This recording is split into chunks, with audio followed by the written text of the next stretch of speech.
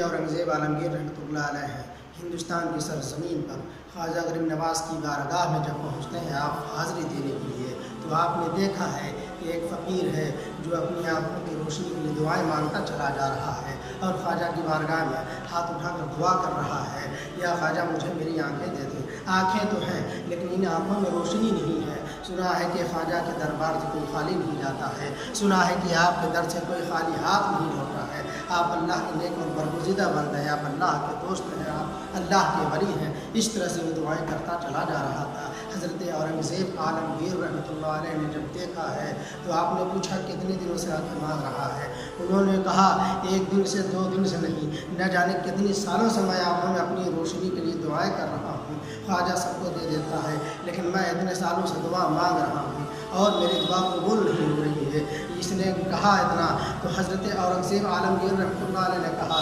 ٹھیک ہے میں اندر جاتا ہوں، اندر جانے کے بعد جتنی دیر ہو سکتی ہے میں حاضری دوں گا، فاتحہ پڑھنے کے بعد میں واپس آؤں گا۔ واپس آنے کے بعد اگر تجھے تیری آنکھوں میں روشنی نہیں ملتی ہے، اگر تیری آنکھوں کو طاقت و قوت کے ساتھ بصیرت نہیں ملتی ہے تو سوچ لینا میری تلوار ہوگی اور تیری گردن۔ اتنا سننا تھا کہ اب اور سکتے میں آ جاتا ہے وہ فقیر اور ساروں قطار رونے لگتا ہے، اور اب دعاؤں کا حال یہ ہے کہ اب تو وہ دعائیں ایسے مانگ رہا ہے کہ جیسے اس سے پہلے اسی دعا اس نے کبھی مانگی ہی نہیں تھی۔ اب وہ کہتا ہے یا خواجہ اب تک تو آنکھوں کی بات تھی، اب تک تو آنکھوں میں روشنی کی طاقت و قوت مانگ رہا تھا، اب تک تو آنکھوں میں دیکھنے کی طاقت و قوت کی دعائیں مانگ رہا تھا، یا خواجہ اب میری آنکھوں کے ساتھ، میری آنکھوں میں روشنی کے ساتھ ساتھ میری زندگی بھی بخش دے۔ یہ کہتے ہوئے زار و قطار ہوتا چلا جا رہا ہے۔ کچھ لمحے بیتتے ہیں، کچھ ہی دیر کے بعد حضرت اورنگزیب عالمگیر رحمۃ اللہ علیہ جب اندر سے حاضری دے کر واپس باہر لوٹتے ہیں تو دیکھا ہے وہ اچھل رہا ہے، کود رہا ہے، مچل رہا ہے، خوشی کی کوئی انتہا نہیں ہے۔ حضرت اورنگزیب عالمگیر رحمۃ اللہ علیہ جب آگے بڑھتے ہیں تو فوراً اس نے دامن کو پکڑ لیا ہے اور کہتا ہے اے شخص ذرا یہ تو بتا، اب تک میں دعائیں مانگ رہا تھا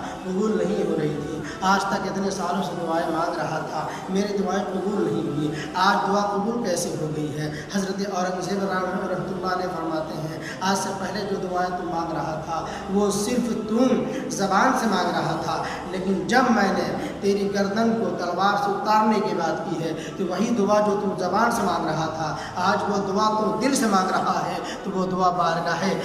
خدا میں قبول ہو گئی ہے۔ اور حضرت خواجہ غریب نواز کے صدقے تو پھر تجھے تیری آنکھوں میں روشنی مل گئی ہے۔ جب ان کے گدا بھر دیتے ہیں شاہان زمانہ کی جھولی، جب ان کے گدا بھر دیتے ہیں شاہان زمانہ کی جھولی، محتاج کا جب یہ عالم ہے مختار کا عالم کیا